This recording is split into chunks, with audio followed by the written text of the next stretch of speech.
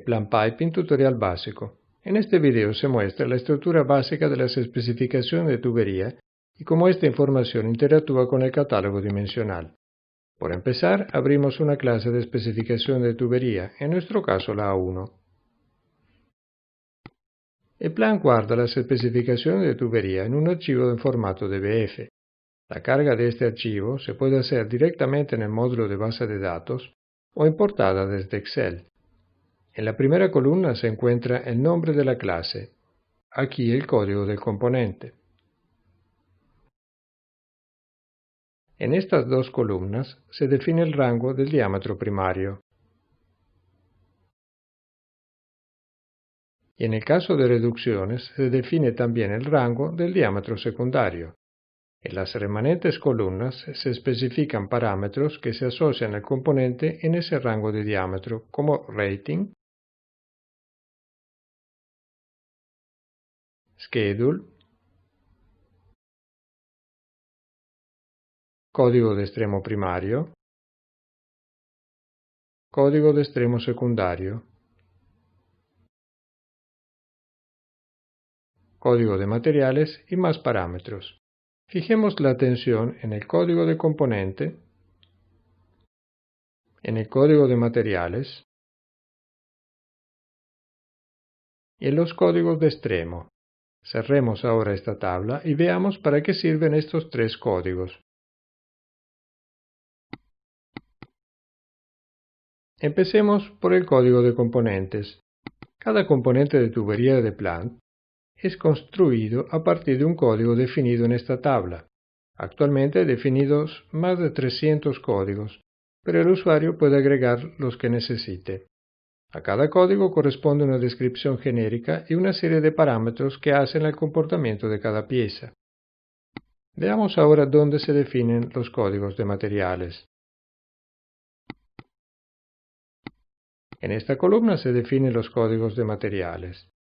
En esta la descripción asociada, que es lo que realmente identifica el material en los reportes.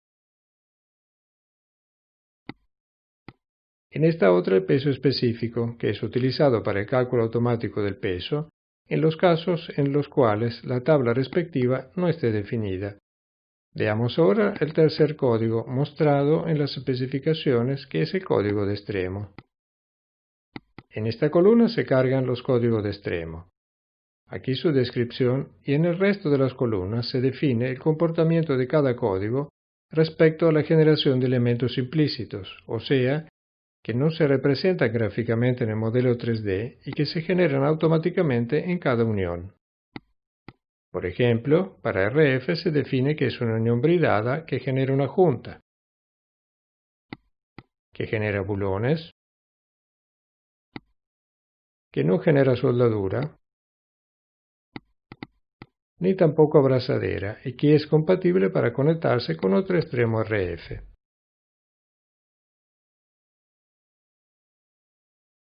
Veamos ahora cómo se relacionan las especificaciones con el catálogo dimensional. Abrimos la configuración del proyecto en la sección donde se define la norma dimensional por defecto del proyecto.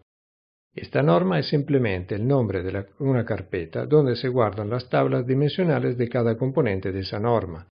Salvo que la especificación aclare explícitamente la norma para cada componente, las tablas dimensionales serán buscadas en la norma por defecto. Aquí puede verse la instalación de Plan Piping y las carpetas relativas a las distintas normas. Cada uno de estos archivos contiene un parámetro dimensional de un componente.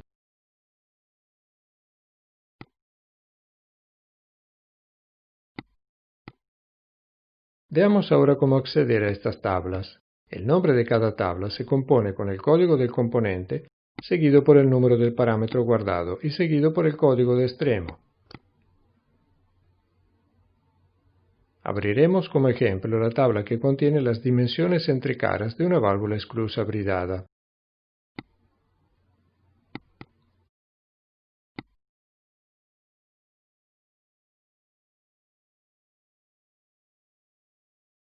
Por ejemplo, la distancia entre caras para diámetro 6 pulgadas y rating 150 es de 266,70 milímetros. La dependencia del rating se establece simplemente incluyendo esa columna en la tabla. El valor del rating es impuesto automáticamente por la especificación en el momento de la colocación del componente. Abriremos ahora una tabla en la cual la dimensión solo depende del diámetro nominal. Por ejemplo, el radio de un codo soldado a tope que vemos depende solo del diámetro. Estas tablas se pueden llenar directamente en estas ventanas de edición o importándolas desde Excel. Para mayores informaciones, consultar el tutorial avanzado.